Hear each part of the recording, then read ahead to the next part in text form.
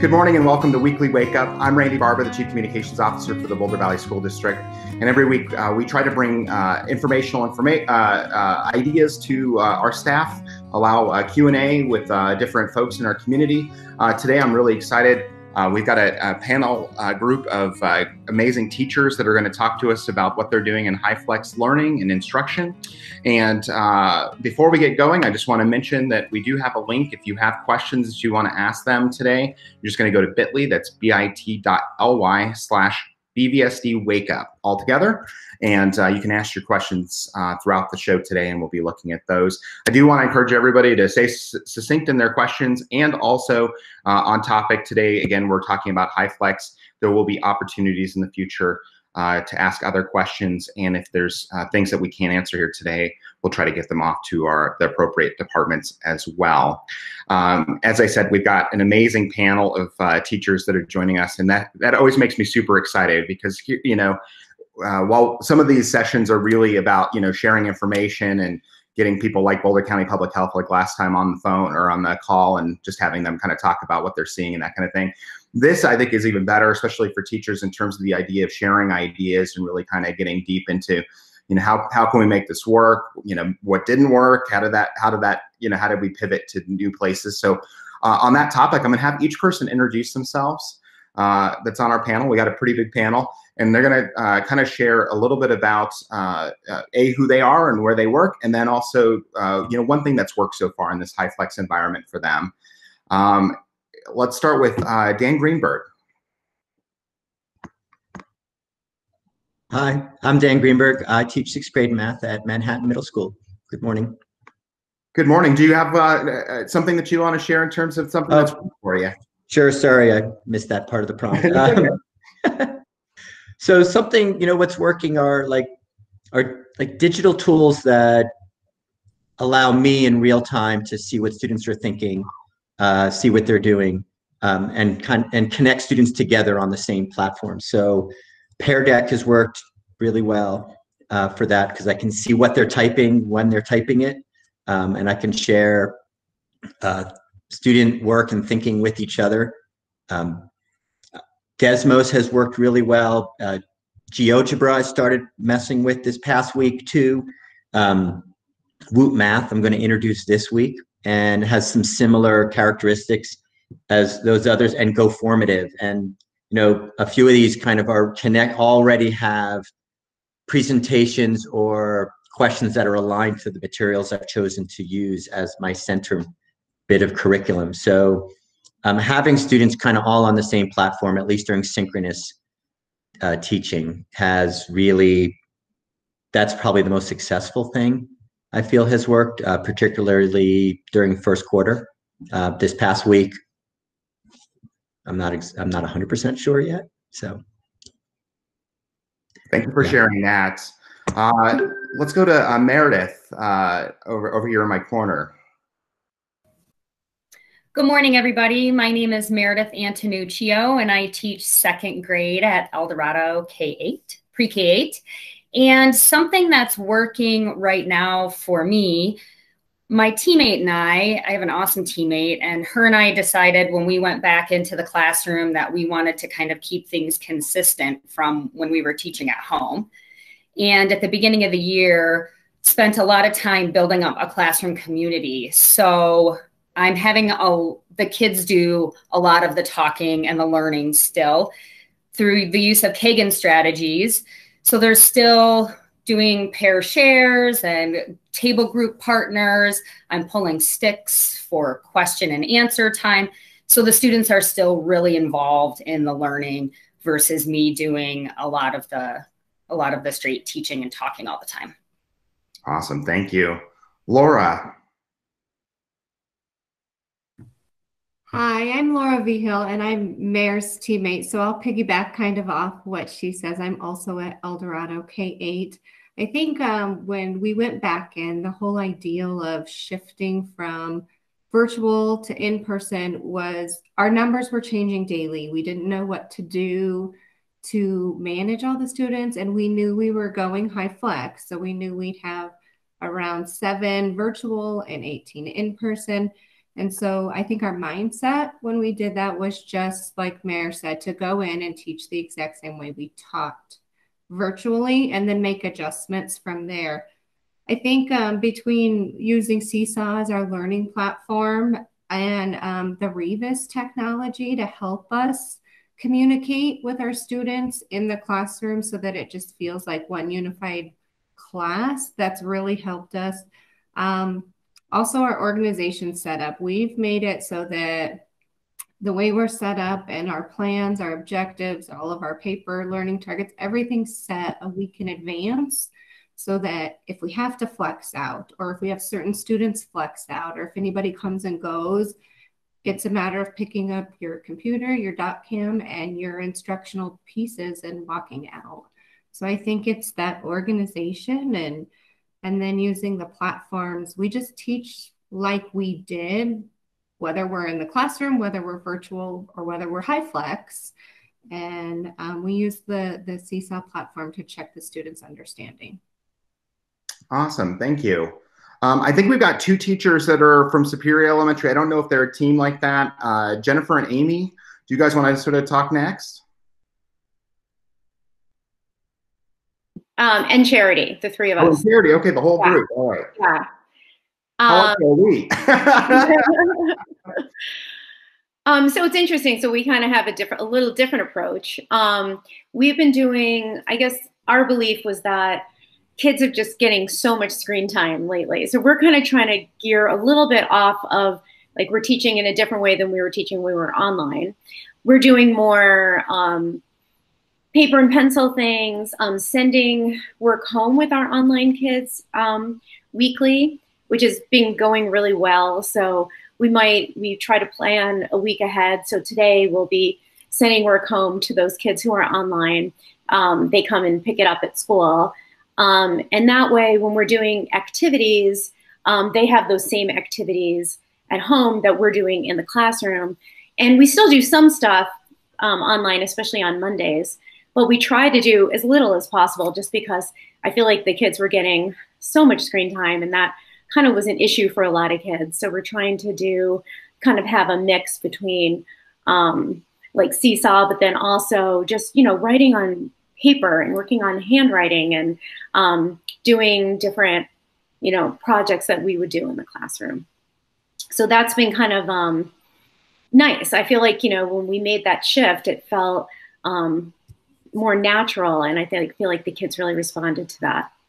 And just, working on that classroom community has been, a real challenge, but something that we've been continuing to do and making the online kids feel a part of the classroom. Thank you, Amy. Chair, do you want to add?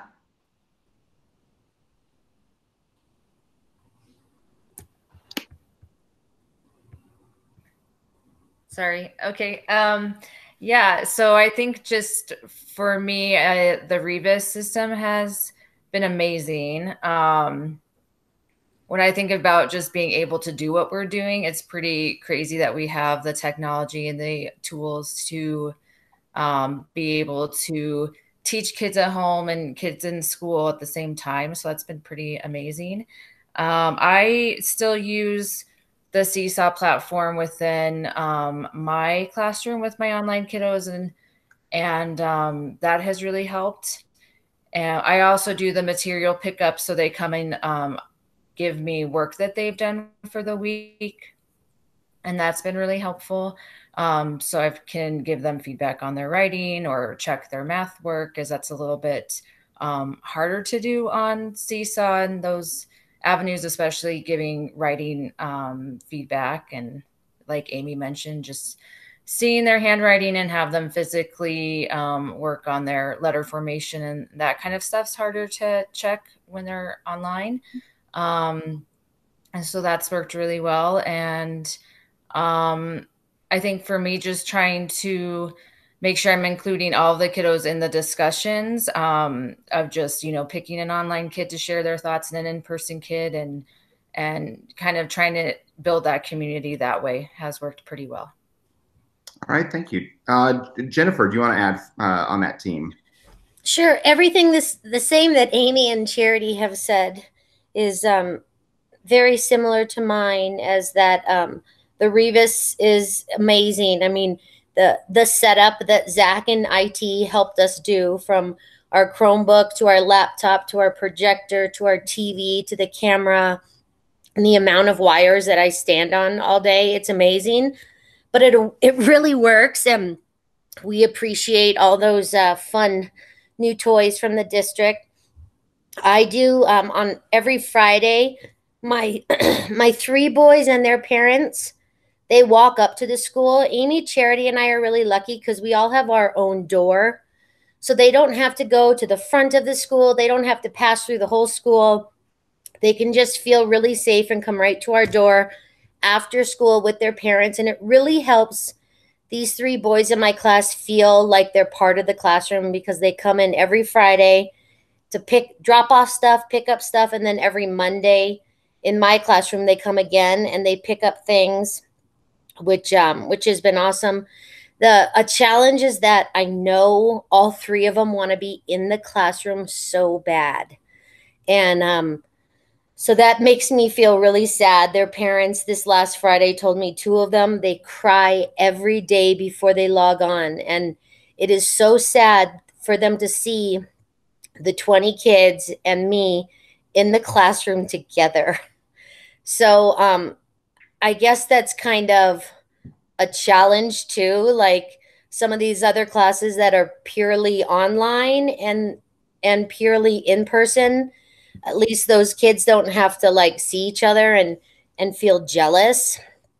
So while I'm so proud of what we're doing, it also really breaks my heart. So one thing that I do to try to alleviate that is to just make those three boys at home feel extra special, giving them special jobs. We're going to do this little communities play, and I'm letting them be the leaders, and I'm giving them extra parts, and just really trying to pump them up at home, because I know how bad they want to be in the classroom. That is heartbreaking, and hopefully something that we won't be having to do for too long. Hopefully we'll be able to get back to somewhat normal, and that would be our dream, right? Right. Although I guess the facts and the figures are looking against that right now. We are going to talk a minute to all the teachers in regards to their first pancakes and where they messed up and that kind of thing. But thankfully, Tiffany saved my bacon a little bit. We're going to talk to her in a minute, but realizing that our stream didn't go live right away, even though I hit the button, or so I thought. So I'm going to just circle back real quick, and we're going to go from elementary, all these amazing elementary teachers that have been speaking back. And Dan, you're going to get a second chance at this if you're okay. And just mentioning who you are and what you did, and then we'll go off to our high school teachers that we've got on the line here. Hi, I'm Dan Greenberg. I'm the 6th grade math teacher at Manhattan Middle School. So things that have worked, choosing the right tech tools has been pretty key. So what I've whittled it down to, Pear Deck works kind of as the foundation for almost every day. So the students who are in the classroom are on a Pear Deck, and the students who are at home are also on a Pear Deck. And I can see they can all kind of get some sense of being in the same classroom, because I can see everything that they're doing. They're connected that way. I've used Desmos and GeoGebra as well. And I'm going to introduce Woot Math this week to one group. And there's this site called GoFormative, which also allows for real-time work. So I can actually see what the students are typing as they're typing it, or the work they're doing with, say, geometric shapes. I can actually watch them in real time. And some of these things align to the Open Up resources really well, which is what I've been using too. So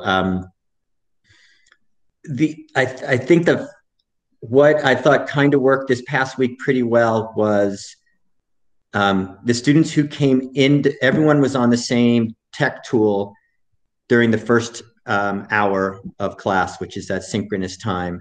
And then I would give an assignment to students, like a homework assignment. And the students who were at home, after making sure they got started or knew where to find it, they logged off, or at least turned off cameras and muted.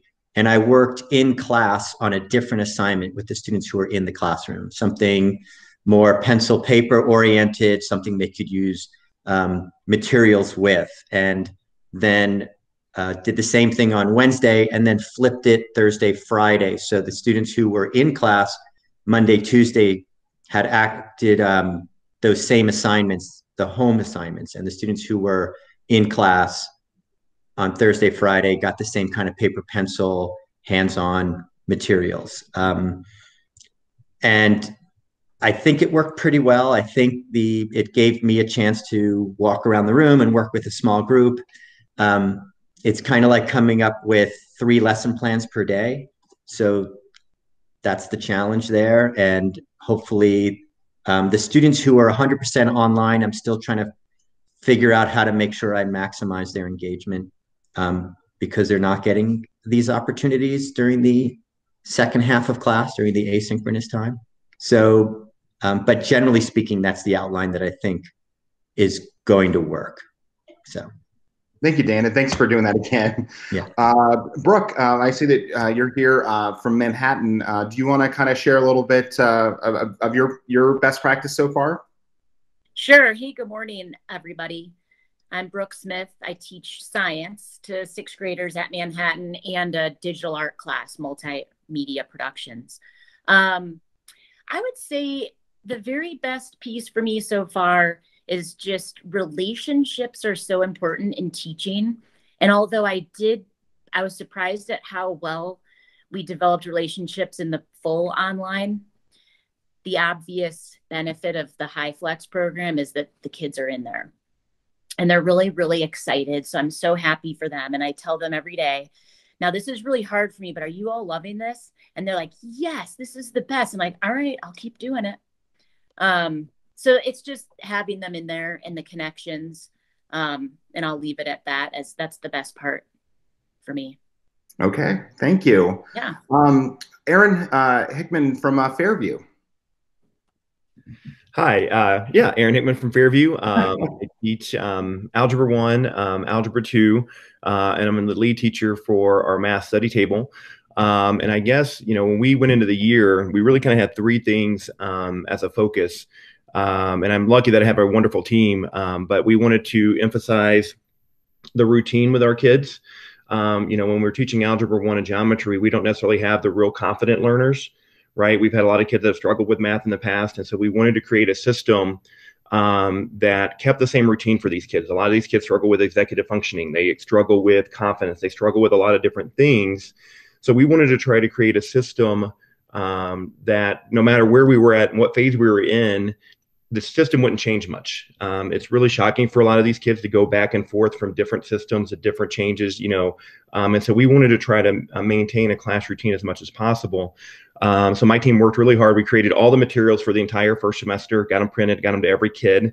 And we went with a flip model, basically for class time. And so part of that was we also wanted to, we knew contact time with kids was going to be critical.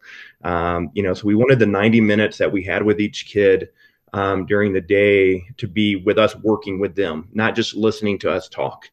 You know, so we tried to create videos, you know, for 15 to 20 minutes so kids could listen to us talk, and then we could kind of come in, summarize, answer questions, and then we could get into the group work and start breaking into small groups and doing breakout sessions and talking to kids, so that the 90 minutes they were with us is really about getting their knowledge to a point where they felt very comfortable with the material we were doing, to clarify things. You know, we didn't want them to come in and just sit and look at a screen for 40, 50 minutes listening to us lecture. You know, we wanted to be able to go through explorations and discuss them and do different things with them. You know, so the flip model really helped with that as well. And then obviously now when kids come in to class, you know, we can see their work. We can respond to them a little bit faster. And I'll talk a little bit about our feedback loop and then in the next session. But the other thing was support. We knew that kids were going to struggle with the online formatting. We knew it was going to be a challenge for lots of reasons.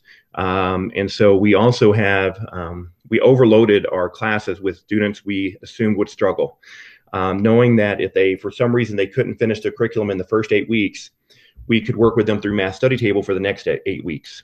You know, so we went through, and luckily Sarah DiGiacomo puts in a lot of time looking at data, looking at kids coming from the middle schools, and we looked at their history and looked at some kids that we knew based on prior years that might struggle. And we tried to put as many of those kids as we could into the first quarter.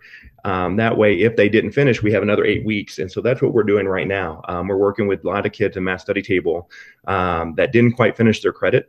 So that was really kind of the emphasis and the focus for what we wanted to do was routine contact time and then have a support structure in place for the kids that weren't successful no matter the reason. Thank you, Aaron. And last but not least, Kay from Broomfield High School. I just wanted to point out the halo that is above my head here. So there it is. There's my high def halo. Hi, Kay Davidson from Broomfield High School, chemistry teacher and TOSA for the One2Web program. A couple of things that I found for best practice was it was actually a quote that I saw in the New York Times Learning section last week, and it said, "When in doubt, dial it up to an 11. Better to be unhinged than be boring." And I think as a chemistry teacher, you forget that you have all these wonderful things to present your kids, even if they're not there. And that sometimes goes by the wayside, right? Forgetting the essentials that we need to provide to our kids. So I try to remember that. Like, it's okay to be a little bit more excited than probably anyone else in the room. It's fine. And especially when you're talking to yourself. One of the other things, seriously, is to remember to stay positive, but not delirious. I think that, I'm in my 21st year of teaching, and we know what our classes are supposed to look like, but they don't, right? So we add this extra stress on ourselves, on our kids, whatever. But I think it's really important to take care of yourself and just stay positive and to be realistic. I think having Revis in the room is wonderful for kids and to make sure that we include everyone. I think that idea of connectedness is very important. We have wonderful teachers in our building who use Revis in great and innovative ways, setting up their cameras in different places to see what's going on in the classroom, to hear what's going on at home with the kids who are learning at home. There's so many different things that I think Revis has really created for us to be effective teachers, and creating that connectedness in class with the students at home is super important. And I think, the breakout rooms. I know that chemistry is pretty math intensive, and you have to have a really good imagination. So having breakout rooms to assist students has been wonderful. And it's just to know that everyone's on the same page, however you use your breakout room. So that's been great to have this year.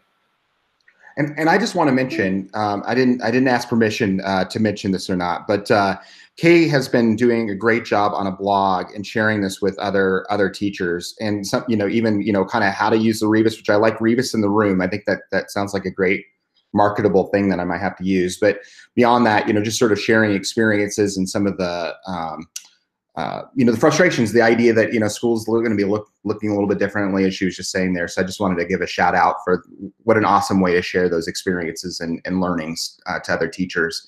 Also, since I did cut off the top of my stream, I do want to mention that if anybody does have questions that they want to ask before we now introduce our district level folks, you can send those to bit.ly/BVSD-WakeUp, and we'll be taking those as we go here in just a few short moments.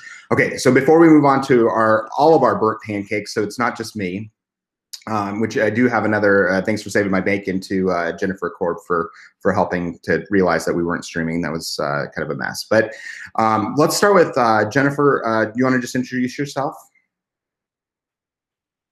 I can. Good morning. And we're all a team, Randy. Don't you worry one bit. Hi, I'm Jennifer Korb. I'm the Director of Instructional Practices for the Southwest Network. Thank you. Katie, you're on the line with us here.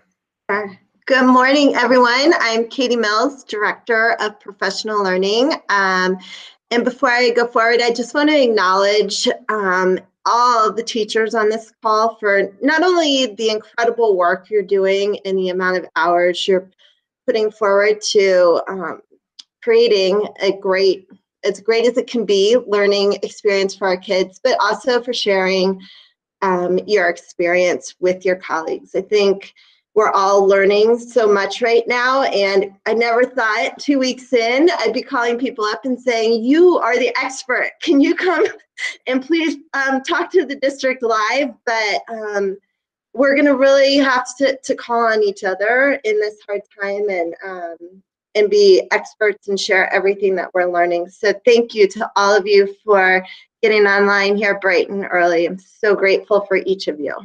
Thanks, Katie. Tiffany.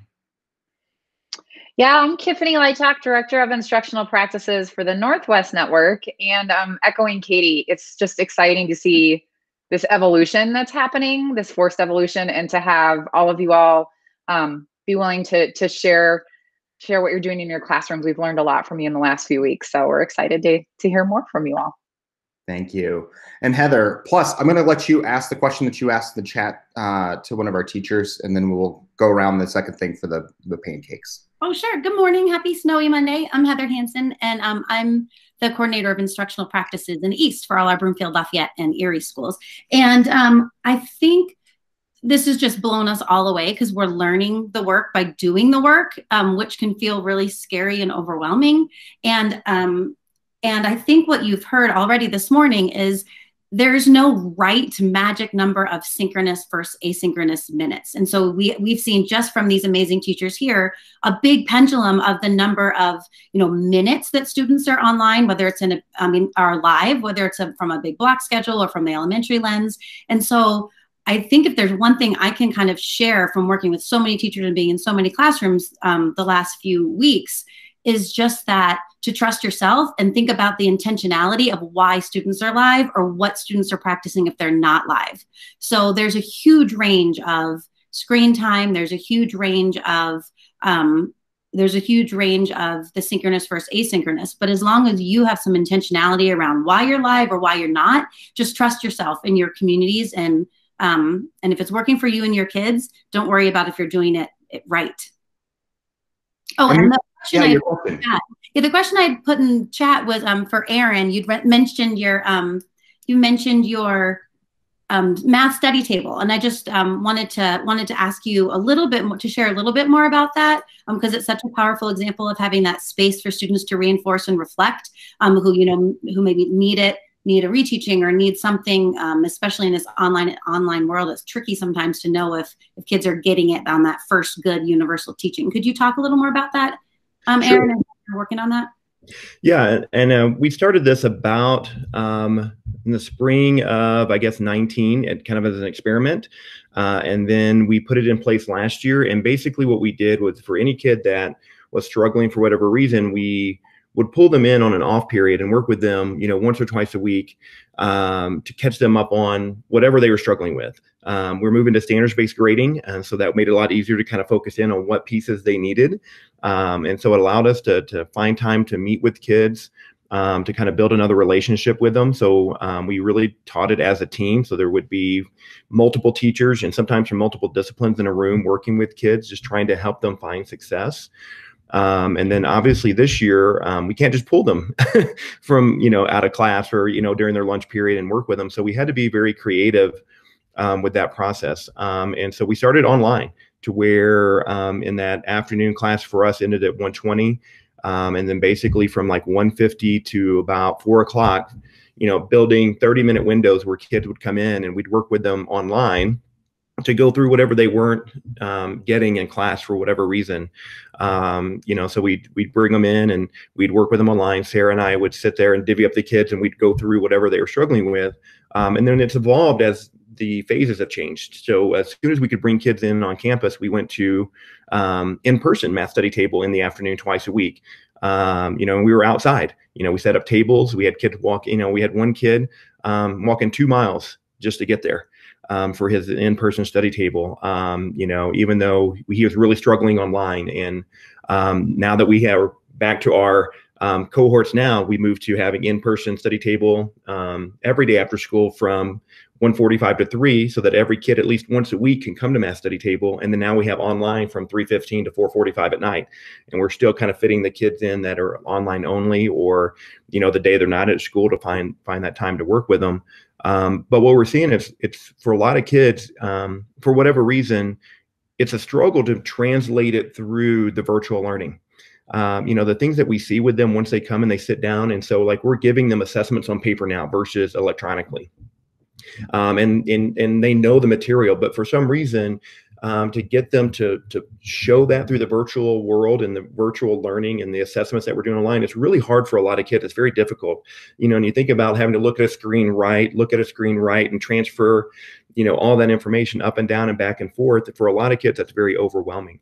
And so to create a space for those kids to come in to where we can see their work, we can give them feedback. And that's the other thing. It's hard to see the mistakes they make online, and to give them feedback and to kind of shape them. And I think a lot of times they get frustrated, and then they just stop. And so to try to find a space for those kids to come in and show us what they know, it's been wonderful. And we joke because we'll leave study table with a stack of papers this thick to grade, because the kids are coming in and they're working and they're doing things. And so we're really trying to find a way not to allow the pandemic to increase the learning opportunity for our kids, right? We know it was already there. We know that this had the ability to widen that for our kids, and we're trying to do everything we can to negate that. And Math Study Table is that safe space, and it's amazing to watch the kids come in and be there and work. That is excellent. Thank you, Aaron, for that. I think, Kate, were you the one that was talking about moving around Revis? Is that right? I think. Well, maybe? We have sort of. I mean, we definitely have it in different places where it just kind of depends how you're capturing what your classroom looks like. So okay. For an example, we had Greg Garner, who's one of our stellar teachers at school in LA, and he has set it up where he has a document camera in the back of the room, which shows the classroom. The Revis is showing him, and then I think he has like one more camera, but you can see kids' hands being raised, who's talking. You can hear the students at home asking questions. So it's just, he has set it up in a way that reflects all angles of the classroom, so it could be as connected as possible to all of the kids who are present. I know one of the comments that I had made when I first saw everybody teaching remotely from their classrooms was that it really reminded me of when I was in TV. You'd walk into studio and you'd see, the setup, and when you're on, you can't go to the bathroom and all those kind of, crazy things you have to kind of think about. But I love what you're bringing up. And Jennifer Brinker from Mesa Elementary asked, someone mentioned about Revis moving around. Is that a simple extension cord? I feel tied to the Revis camera because it's a very short cord. I'm not at a school to see if, or she's not able to explore whether or not that would just work is putting an extension cord on there. But it sounds like also maybe it's a use of multiple devices perhaps as well to kind of give a couple more vantage points that they can kind of take on the feed. Is that accurate? Yeah, that's correct. So you're still real close and uptight and personal with Revis and in your face. But I think that the added sign-in of another Google Meet using a document camera to get another field of vision of the classroom is what Greg did. So he's using Revis plus a document camera plus, the camera off of his device. So it's additional. You're not necessarily moving Revis around the room. I guess you could capture it a different way instead of having the dock camera in the back of the room. So it's a matter of just manipulating additional tools in your classroom. Awesome. And I believe one of our elementary schools had Revis on a cart so that they could actually move it around. Is that right, elementary school teachers? Yeah, it's Bear Creek. First grade at Bear Creek is doing Revis on a cart. I mean, this is the coolest thing about this deal is just kind of thinking outside the box and going, okay, I got this issue, I want to show this, and trying to figure out what you've got, at your disposal to potentially get there. So I appreciate you answering that question. Why don't we go around the room one more time here in terms of that pancake? I think Jennifer's got something to add. Oh, sorry, I didn't see. Go ahead. No, I was just going to say one thing that I do with my Revis is that I ask my kiddos at home what angle they prefer at different lessons. And so for some things, they like to see the whole class. So I have it situated where I can just do a simple turn. But for read aloud, they like to actually see me, even though I'm sharing my book under my dot camera. They've preferred to see me.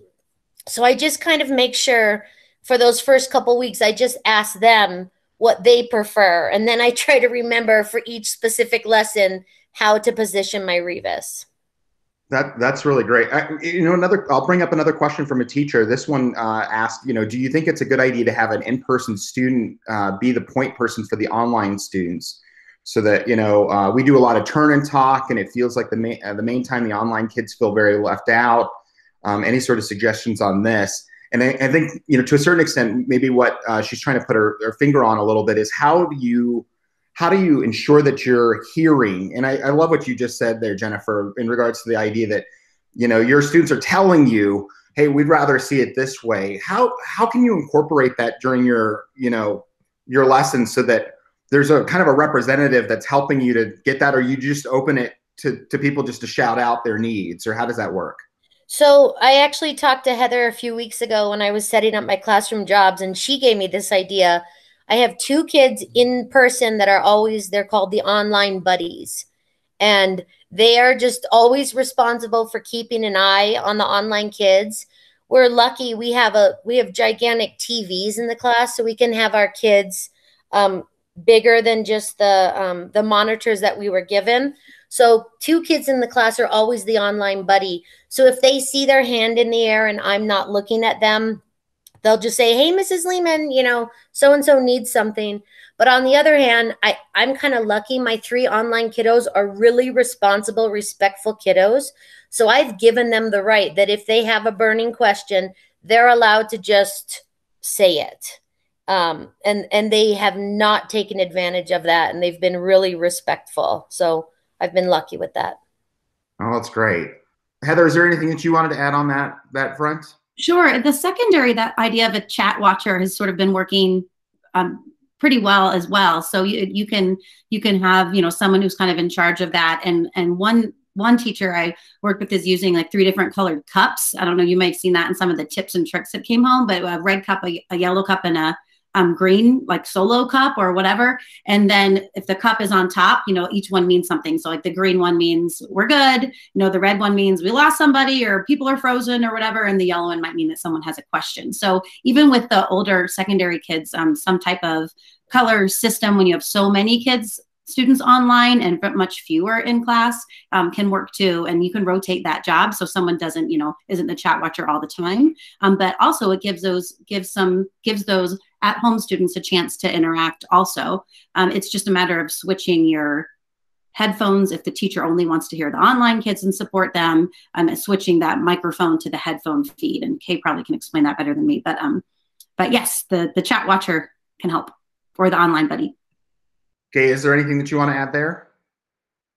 No, I think everyone really covered it. I mean, we have to use the tools that we're given plus some, right? So, using the whole audio system in our classroom, we have it. I mean, it lets us hear the students better, and it also lets the students at home hear better, because you're using the microphone or the lanyard to cut above all of the miscellaneous noise in the classroom. So I guess just remember that all that stuff is provided to us, and the important thing is to reach out to people who know how to use it in their classroom effectively. That's really, I think, the next step, right? Just to reach out to people who know how to use it and to help you. Thank you, Kay. Hey, Randy, can I add one piece really quick? Please. While we're talking about classroom setup, I just want to make sure that we've seen several teachers that have made a camera-free zone, so that if you have students working through any kind of behavior needs, sensory needs, to really work toward that, continue to work toward that inclusive space, is creating a spot that's off camera.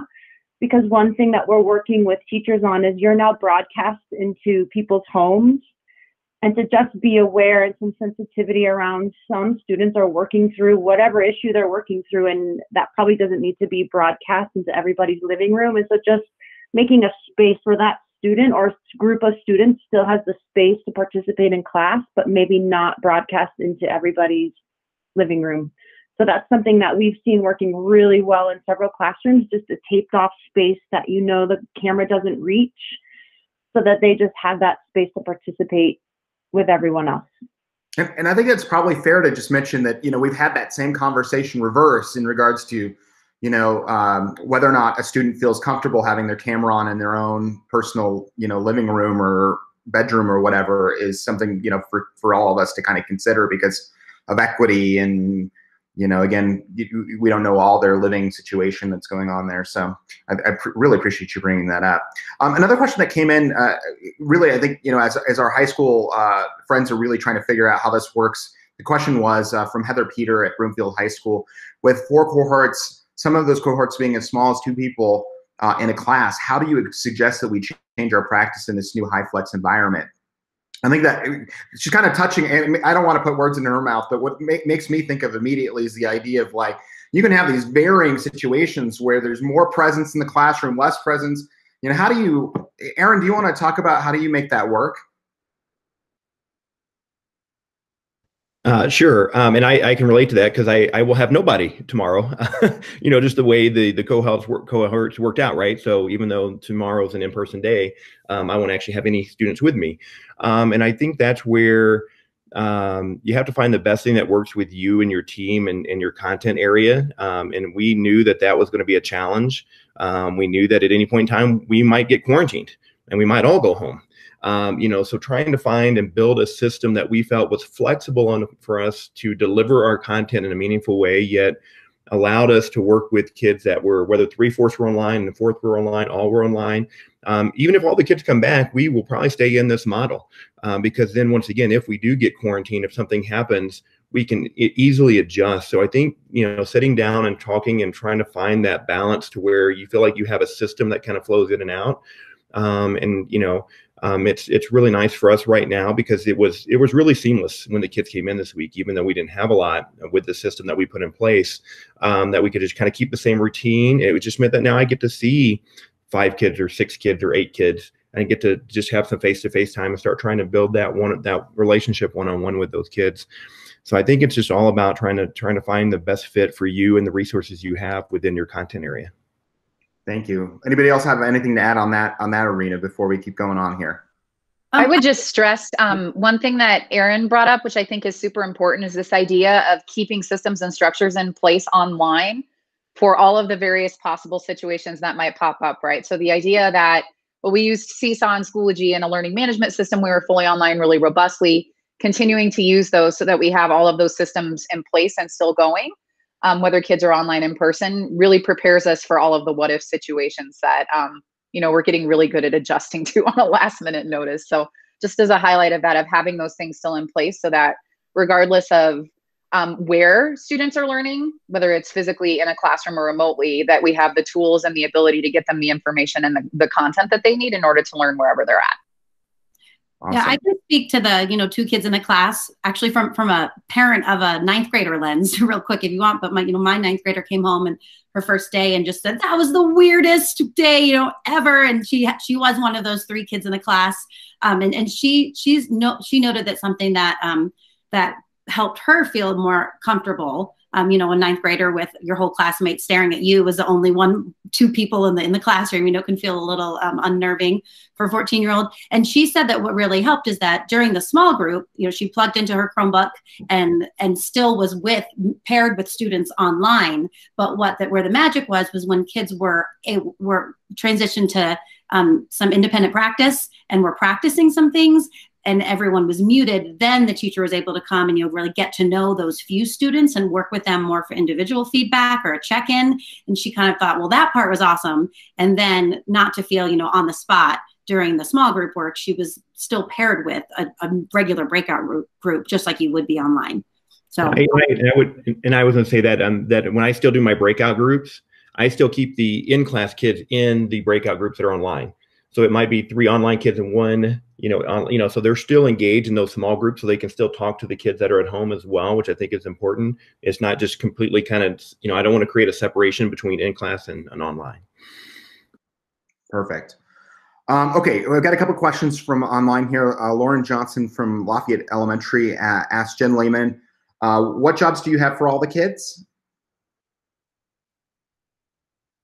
Sorry, I put you on the spot there. No, I could send them all to Lauren, by the way. But I have everything from the person who just your regular jobs, your attendance person, your door holder, but some extra ones that I've added is the online buddies, and then we have some table cleaners at the end of the day, some chair cleaners. So just kind of your typical second grade jobs plus a couple extra new ones. Awesome. Thank you for that. Jennifer from, I think, Community Montessori asked tips for quickly switching between presenting in Google Slides and the dock camera. I'm finding that I have to stop presenting Google Slides and start a new presentation to see dock camera window. Has anybody had to deal with that world? You could see my clumsiness in trying to do that during the streams of trying to get in and on. I'm sure students probably get that it's a little bit of a thing, but since we're not broadcast TV here, but anybody have any thoughts on that? That is definitely like a magic trick happening behind the scenes. I do that all the time because I like to actually show my demos with my document camera because it is it's like 4D or something. I don't even know. But so yes, there's I do this. I always tell them I'd like talk through everything. I'm like, now I'm going to stop presenting. Now I'm going to start presenting my document camera. They're like, we can see you do this, you know. But it's a juggling act, and I think our kids are patient enough to understand what we're trying to get done. And but you just it is like a series of like clumsy steps that you just kind of limp through, but you know, keep doing it, just keep using it every day. Don't let the clumsiness stop you. It seems like, you know, typically in your classroom you'd have to make a transition, and I'm thinking about the Wayback Machine for me, but you go to the transparency when I was a kid, and then you have to go do something else, and it was across the room, like, right, like I mean, it's just kind of a technological version of that. Dan, did you want to add there? Yeah, just to build on what Kay was saying, it helps the more devices you run in your classroom, I think the easier it is to pull off those behind the scenes gymnastics. So I have a Chromebook that's dedicated just specifically to my overhead projector, and then the other Chromebook that's dedicated to to my Revis. What I'll do is I'll project onto the whiteboard and then move the Revis in front of the whiteboard. And then I can work on the whiteboard in front of my room, and the students who are in the classroom and the students who are at home are seeing the same thing. And so when they're talking and they hear each other, it's referencing one thing. So that helps quite a bit. So I was projecting a coordinate grid on the board, and I was able in real time to write on the coordinate grid, and everyone could see the same thing that I was doing. So the key is if I'm presenting a pear deck and then I switch to the Revis, it's key to tell the students, switch off the switch tabs back to the Google Meet, because what I learned early is some kids had no idea what I was talking about. I'd be pointing at stuff and thinking I was doing this incredible thing on the Revis, and then half the kids had no idea I had switched over. So it's good to tell them, particularly the younger they are, because they're a little, they might not have that intuition of switching around. Okay, everybody switch over to looking at my camera again, look at the Google Meet, pin my screen, telling kids to pin the Revis to their screen is also a really good thing to remind them to do, so it gets bigger on their Google Meet. That helps too, but making sure we tell them what we're doing. And I think Kay alluded to that idea, and I think it's really important. Look at this, look at that, and set up as many Chromebooks as you can find around your building, and hide them so no one knows you have them, and then use them. I have a little something to add too. Yeah, go ahead. Sitting here quietly. So I don't have to stop presenting to switch to my dock cam. So I was just trying to think through that, why. But I present my whole screen. The dock cam is attached to one of my Chromebooks. And I just go down to the bottom of the Chromebook and click on the dock cam, like the green IPEVO button, and it pops up and it's already projecting my whole screen. So I just start working on the dot cam, but I've never had to stop presenting to do that. So I don't know. I guess I'm going to play around with a little bit there. The reason I do is because if I'm running a pair deck and I start presenting, I often sometimes get booted off the Google Meet if I'm doing too many things. The Chromebook can't handle that much bandwidth sometimes. So I try to run things on different devices to try to minimize how much bandwidth. And I learned that the hard way too, is I'd share my screen and have a pair deck going, and well, that was interesting. So I think that's why is why I'm doing it that way. If I'm not running something else, then Brooke, I'm with you. I don't need as much gymnastics in the background to make it all work. Aaron, did you want to add something? I think Laura, did you have something? I think you were before me. Yeah, please, Laura. I was just kind of piggybacking off that. I do use two devices, two Chromebooks. One is for running the Revis and the other one is for running the projection or anything that I'm sharing, whatever screen. I think, like you said, it just pulls too much bandwidth and they go dead midday if you're running off of one. But if you're just open on your Google Meet on both and present off of one, it seems to work pretty flawlessly with being able to toggle between whatever, either the dot cam or whatever you're presenting.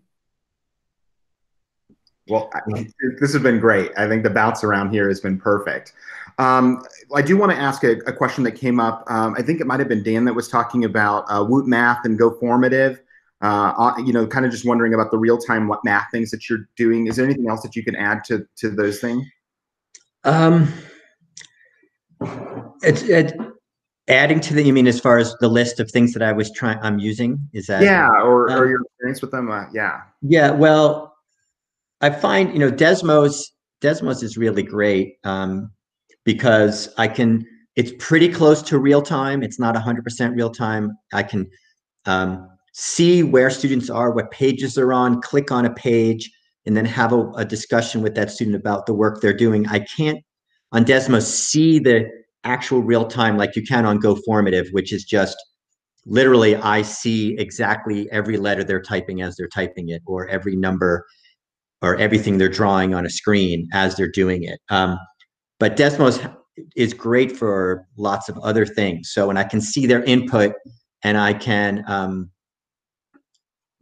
differentiate that way, because I can have a student on page 2 and another student on page 8 of the same activity, and then I can send students back and give them feedback on individual things they've done, or pair students together in a breakout room because they're kind of working on the same page on an assignment in Desmos, and say, hey, the two of you are working on this, and send them into a breakout room on Google Meet, and then work with some other students that way. So it differentiates really well because I can track progress on Desmos really easily. Their teacher window works great for that. And then Woot, I have a lot of experience with, but not in online teaching. So I'm introducing that to my math intervention group this week, is to have them all on Woot Math. And Woot has some good real-time and live interaction that I can do with them. And ideally, they're connecting with each other. Like what Aaron was saying, the idea of trying to connect the students who are in the classroom to the students who are at home. And one bit of feedback I got from students in Q1 was, I asked them about this, and they said, no, we don't want to be on the Google Meet if we're sitting in the classroom. And so last week I didn't do that. And I think I may have to do that more this week, at least to a certain degree, despite the fact that they told me they don't want to do it, just to see if I can get a little bit more overlap, kind of get that Venn diagram to overlap a little bit more with who's talking to who. I'm going to experiment with that a little bit, but I think a lot of times the students in school don't want to feel like they're as much online as if they were at home. So we'll see how that works. But those are the different tools. GeoGebra is great because it's interactive. There's some online virtual manipulatives. I can't see what they're doing when they're doing it, but I did take a student, they shared their screen with me using GeoGebra. They were taking different geometric shapes, putting them together to make various new shapes of specific areas that I said to make. So make something of 2 square units, and they had to put these different shapes together to make something 2 square units. And I projected that onto the whiteboard so the students in the classroom and the students at home could see that student's GeoGebra page. It gets a little clunkier once you start doing that kind of thing, but those are the tools that I find, useful. Yeah, try to kind of form that hybrid environment a little bit. Yeah. Do you have your hand up, by the way? I thought I might have saw it come up. Okay, maybe not. Okay. One last question, then we're going to go around real quick because I don't want to lose that opportunity to have everybody speak. Aaron did have his hand raised, Randy. Okay, I'm so sorry. I knew I saw it somewhere. Oh, I was. It was just for the presenting, and it's a lot like what Laura was saying. I have 2 machines going, and so one is the Google Meet, and so the kids can always see me, and the other one's what I'm presenting on. And so as I'm transitioning, I can still be talking to kids and interacting with the kids, and I don't lose them along the way. And I think that helps because you don't get booted out, and the kids can always see you, and you can just kind of keep the class moving, even though you're kind of off to the side doing things. That was it. Okay, thank you. The last question, I got one more question on the whole group breakout thing. Carrie Nitchoff from Broomfield High School asked, would love some best practice ideas for breakout rooms. I feel like a crazy person trying to bounce back and forth. I'm sure that's something that everybody sort of feels that way. Anybody just real quick want to share their thoughts on that? I can. I like the Google breakout rooms, but you also have to understand that you don't always have to use them. So I can create 3 other Google Meets if you have the devices. And so I would label them GChem help, GChem no help, or questions, label the different, just give each group a nickname, a different meet a nickname. And then my kids will go into those different meets, and then I can pop in and out of those different meets, but I know what they're doing in there. So if I'm naming one of them, GChem questions, I know that when I'm in that Google Meet, not a breakout room, but a Google Meet, that I'm specifically addressing questions, and my kids know all of the names of those separate meets, so they also can pop in and out. I think there are some limitations of the breakout rooms in that respect, but don't forget you also have other tools that you can use that will really be effective for your kids, just depending on how you want to use them.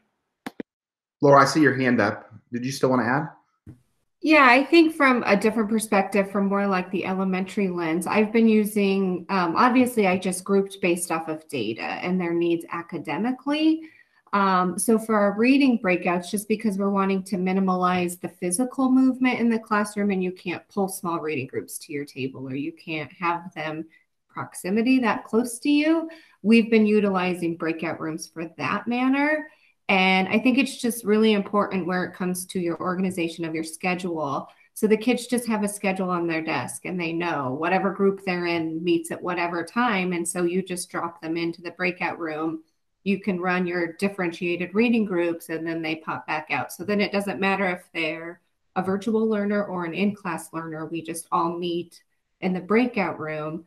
But I think a big piece of that that's working for Mare and I is that their book bag books do go home on the handout days. So everybody has a physical book in hand and everything they need. But then we just join a Google Meet to make the groups run effectively. Meredith, did you want to add? Just to piggyback off of what Laura is saying, in addition to using breakout rooms for differentiated reading groups, we're also using them for smaller groups as far as writing, small group writing feedback, or also discussing maybe a text and IRA that we have read for whole group. And oftentimes I'll create breakout reading group or breakout groups, and then I'll rearrange based on how the kids have kind of set up that way. And we're also using, I know not everybody has para support or parent support. I think that becomes less as the kids get older. However, I have emailed parents and paras ahead of time to give them information. And so they'll join my whole group, and then I'll drop them into a breakout group. And then that way, if I have 5 breakout groups, a para will manage, maybe two paras will manage two of them. I manage two of them, and then I have a parent in one of them. So then that way there is an adult looking at all of the breakout groups at different times, and they can help the students stay on track. That's excellent. Heather, do you want to talk about what you got on screen here? I mean, it's just sort of along what she was just saying, right? Yeah, sure. It's sort of what Kay was just saying also with breakout, to have breakout rooms and use Google Meets. Sometimes there's some voice and choice around that too. So this visual is just an option where you have the teacher main room where kids can stay on if they really want support. They can bop into a group work room if they think, if they're on the right track, but they just want to work with each other. And then if they're, if they really are ready to go, they can just mute off or mute or hop off. And so this is just a visual I threw in here that I think Tiffany discovered from somewhere. And it's in our HyFlex supports if you like this visual representation of how that might look for students to make that choice. Hey, Tiffany, did you want to jump in? I know you had something to say too. Yeah, there was just a couple things that I've seen work really well. Maybe not for our K through 2 learners, but for our older kiddos, having roles assigned within the breakout room. So like a facilitator and a timekeeper, so that there's a kind of a structure of those small group rooms, along with really clear directions for what the group is supposed to be doing somewhere, either on a slide or in the LMS or in a Google Doc for kids to reference as they're doing their small group work. Seems to really help the effectiveness of those small groups run when there can't be a para or another adult present in each of the small groups. So giving kids those roles and those quick job duties seems to really help those small groups kind of move through work efficiently and effectively. Helps collaboration quite a bit. Okay, I know that we are a little over time, but I'm going to, for those that are able to stay, I'm just going to quickly go around and just give everybody a last moment. Whatever you want to say, it can be your burnt pancake that you say if you really want to talk about a way that you failed forward. If not, you just want to say something else, totally fine. I'll start with Meredith. Well, I think when you were asking about things that don't work so well, or when we had to kind of switch gears, the technology is great until it's not, right? And so one morning, like many have mentioned, I have one computer set up for my document camera, one computer set up for the Rebus system. And because of teaching in and out, my class was already quarantined. So I had to go back to home and then go back to school. And in that transition, I got to school, and as we were doing our morning meeting, I realized in my thinking process that I had forgotten the book I wanted to read at home. And then in addition to that, my computer that was connected to the document camera was not connected to the internet that day. So I couldn't get onto Google Meet and present as I normally would.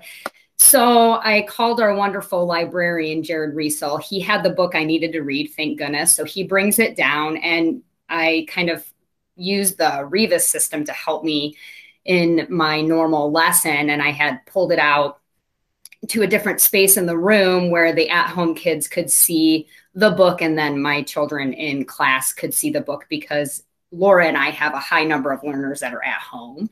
So that's why we're trying to manage both. And in the end, it all worked out. But technology is great until it doesn't work. And I think that the greatest gift we can give ourselves as teachers is just to be patient with ourselves and kind of go with the flow a little bit and laugh a little bit when it doesn't work. And it ends up all working out somehow in the end, right? Absolutely. I think that's great feedback. And we got to have Grace here. Laura. I think I was going to piggyback off Meredith and what she said. I said, I guess with the hiccups or the ideas of what next, always have plan B. When technology goes down, or your Rebus goes down, or it's been sucked out of power because of whatever, have an extra computer on the side ready to go. I think one thing that hasn't been mentioned is the amazing work that went into creating all the instructional videos over summer through our leadership team, and being able to utilize those. Not only is if it's an async time, but a plan B time, you could upload those onto Seesaw and everybody could open up their device and you could go async within a matter of seconds. So I think just having a lot of tools in our hands, and I think we have to thank the district for that. And I think my last thought is just thank you to everybody, the power of the minds. I think everybody's being so creative and so innovative, and we're learning from each other. So just keep sharing the thoughts so we could get better. I love that in regards to using the videos that way. It reminds me of, again, broadcast TV, where if everything's going to pot, you go to the commercial break. Exactly. You have to go there sometimes. Kay, do you want to go next? Sure, I'll keep it sort of quick. I think the things that I've learned is to make sure that you're deliberate in your instruction about what you're teaching. Don't forget the essentials about what you're supposed to do, but be realistic about what you're supposed to do.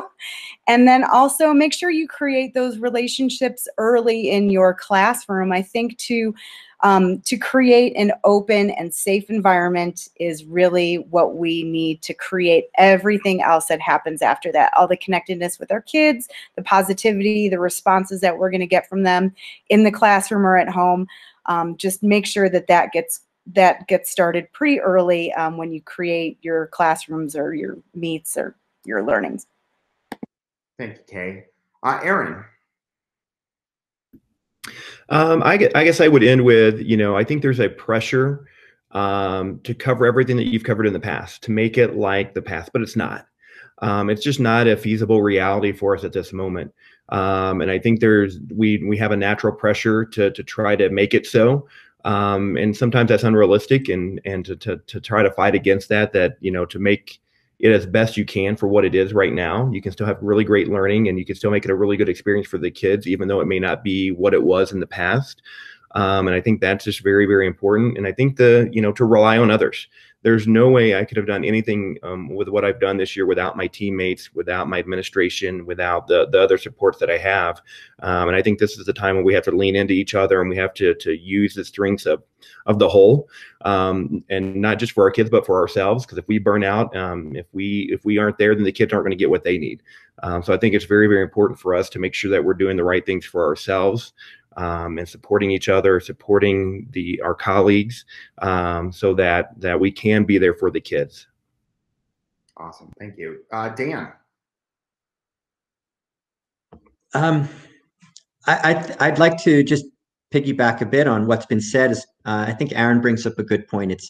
It's not the same, and I think to try to build those relationships with all the students, regardless of what platform they're on at that moment, whether they're coming in a couple days or not, if they're 100% online. And I think they're going to remember that a lot longer than how to plot -3, 5 on a coordinate grid.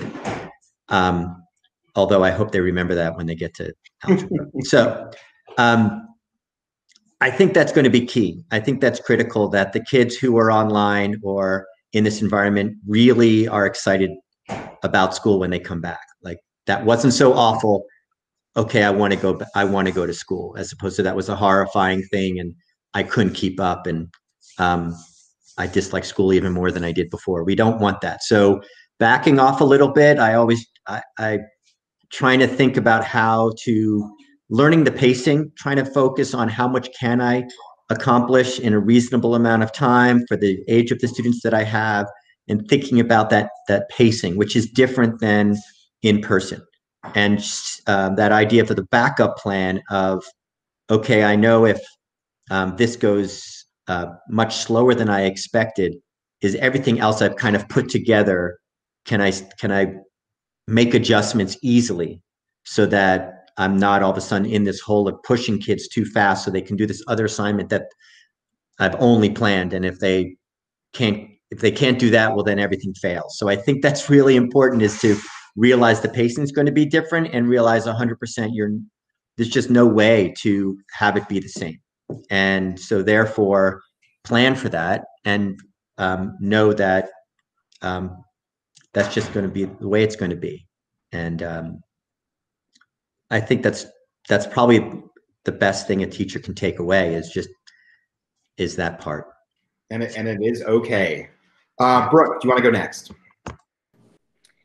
I really want to share, I think, my very favorite part of all of this. So through the summer, there is a favorite part, by the way.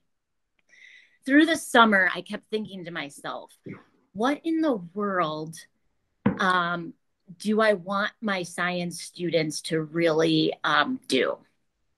They're sixth graders. They are so excited to be in their first science class. And I really am speaking to like middle level. So I know it's a lot different at the high school level. But myself, I was really frustrated during the pandemic time, as I think most of us were. And my garden was the only thing that kept me sane. Like I had control over planting things and they grew and I could put the water in and, you know, I had control. And so I thought to myself, this might seem kind of elementary for my middle school kids, but I'm going to send them home with cups and dirt and seeds. And I'm going to see what happens. And it was a bit of a risk. Like, do I really want to put all this stuff together? Are they going to come pick up their supplies? How's this going to go? The other science teachers were kind of laughing at me. Like, are you kidding me? They're not going to come get their stuff. Well, they all came and got their stuff, or we delivered it. And the plant became really their very favorite part of the whole quarter, the first quarter. And they really had success. Like I tried to set them up with good dirt, good seeds, and the science that came out of it and the plotting of data and collecting and observing our plants every day, measuring using centimeters, getting the temperature of the area where it was located. What kind of light are you using? Is it in a south facing window, north? There are so many variables. And it just got better and better throughout the quarter. And there were several kids, and then including myself, because I was competitive, that grew beans on these indoor plants and ate the beans. So it was just, if I would encourage, if you can get materials in kids' hands and something that they can care for or be in charge of throughout the quarter, it goes a long way with mental health and connections. And they named their plant. I don't know. I loved it. And I think that was a big part of the success that we had. And I couldn't believe how much data we were able to collect and compare and talk scientifically about.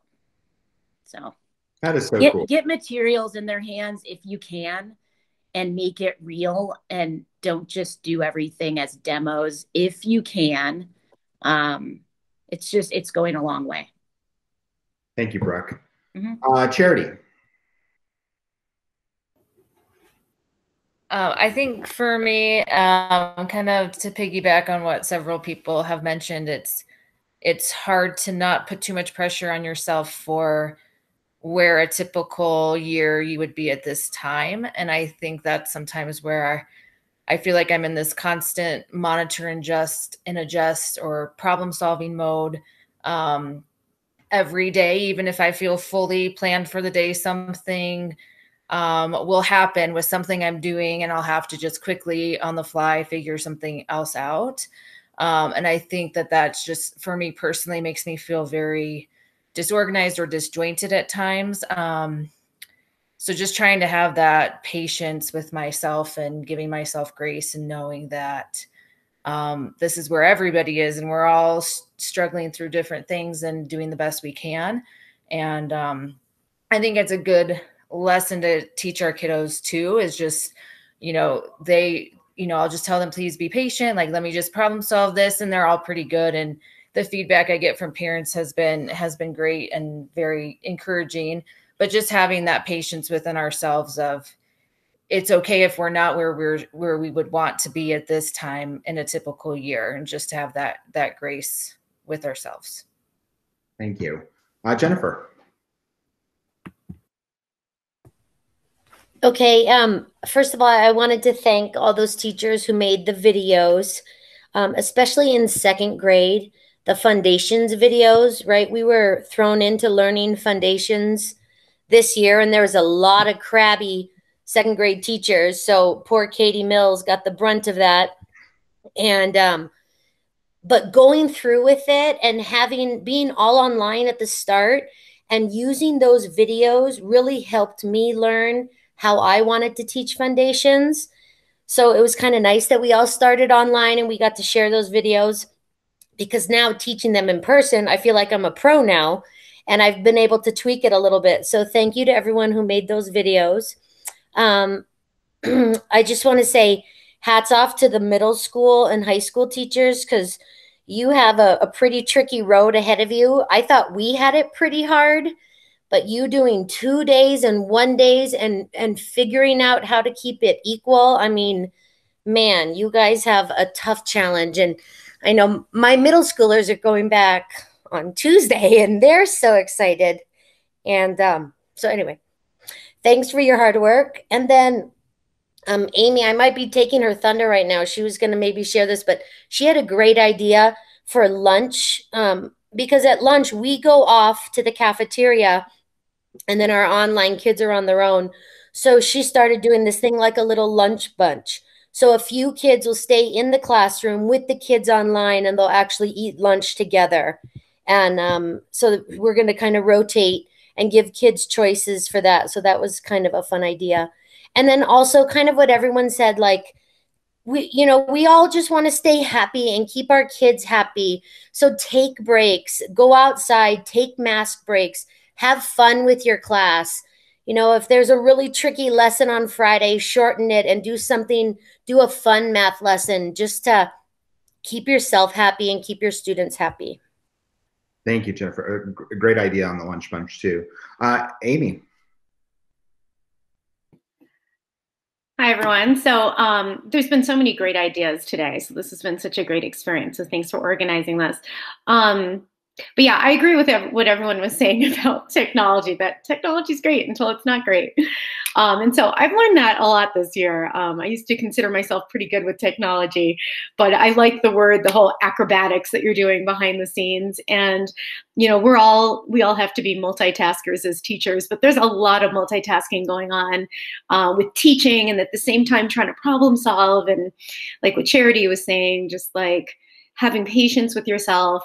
Kids have been amazingly patient and understanding and supportive, and that's just feels really good. And also from the parent community. So I've had to really teach myself to be patient with myself when things don't go well, where all of a sudden, oh, I don't have sound, or it's backwards, but they're seeing it forwards. Are they seeing it forwards or backwards? I don't know if anyone else has had that problem.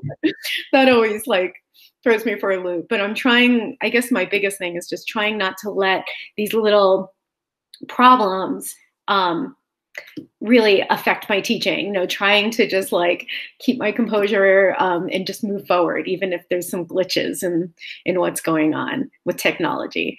And like what Jen was just saying, having my online kids feel, really creating that classroom community and having those authentic conversations. I mean, that's why I felt like we had this need for this lunch bunch, because I didn't feel like those online kids were really having any authentic conversations with their classmates. It was all response to questions or things like that, but it wasn't just like, hey, how's it going? What did you do today for fun? Or what is it like to do online when we're at school? And let's talk about how that makes you feel and things like that. So it was really fun to watch those interactions and how happy those kids were when they just had those authentic conversations, and also how happy the in-person kids were to really have those interactions with those kids who they really miss having them in the classroom. So yeah, so all of those things, and just keep on plugging forward and really expanding on other people's experiences and ideas has just been hugely important in this whole process. And what Jen said about the videos that these teachers made, I mean, first of all, how brave those teachers were to put themselves out there like that. I just think that that's amazing. And not only for instructional aid, but sometimes, I don't really use those videos anymore because I'm just trying to do the teaching myself, but sometimes I'll still watch them just to give me ideas, especially with foundations. I'm like, I'm not exactly sure how to teach this, and I might look at the video to help me teach it better. So that's just been, as far as, really helping the district have more consistency. I just think that was a wonderful idea. And I think those teachers just did an outstanding job doing those. So thank you to everyone that had something to do with that. Well, thank you, Amy. And I just want to, first of all, give an applause to all of the teachers that were here today. We're in extra innings. We're like 20 minutes over, and you guys are amazing. Thank you for sharing all the things. If you need to go off, I'm going to let all the central administration people have the same opportunity, but you're welcome to go back and do your thing because we know you're busy too. But thank you. And I do want to mention too, out of what Amy was just saying, that that they're continuing that project, that a group of teachers are still working away at videos for the next 2 trimesters. And so just want to, share your thanks to them for the work that they're doing, and Lynn Grisham for editing all those videos. It's just amazing amount of work going on there. So just thank you to all of you guys for sharing your things. I will go around the central administration for those that want to stay. Tiffany, did you have anything you wanted to add here at the end? I just want one quick thing, that it's Monday morning really early, and like this conversation has just made my week. Like I'm trying to imagine anything else this whole week that is going to make me as happy and as hopeful. You all are just doing such amazing work for our kids, and we are just inspired by you and so grateful for what you're doing and your willingness to share with us and share with your peers so that we can all learn together. I think Katie mentioned early on, it's not like we have like this giant body of research of how to do all of this. And so just so appreciative and very humbled and inspired by this conversation today. So thank you all for your time. It's been great listening to you and learning from you again. So we got to continue to do stuff like this so we can all learn from each other. It's going to be the best kind of professional learning we're going to have, I think, for the next little bit. So thank you very much. And I will just mention that next week's is going to be about special education. So you'll have another opportunity to hear from teachers and from that staff in regards to that. Heather, anything you want to add? Sure, I'll keep it fast because I know we're a little bit over. My last thought, other than just gratitude and being really blown away and having so much respect for all our amazing teachers doing this work, is around cameras. And I know in the last spring, we were really mindful of not requiring students to have their cameras on, just from an equity lens and just from knowing we're guests in people's homes. And I know we still want to be really mindful of that. And also, on the other hand, now that we do have the Google ability to blur the background, and that, families are still struggling, but starting to get a little bit more familiar with this, I just want to say that while we don't want to require kids to have cameras on, for all these reasons we're talking about with connection and relationships, it's still totally okay to say, hey, I care about you. I want to see your face.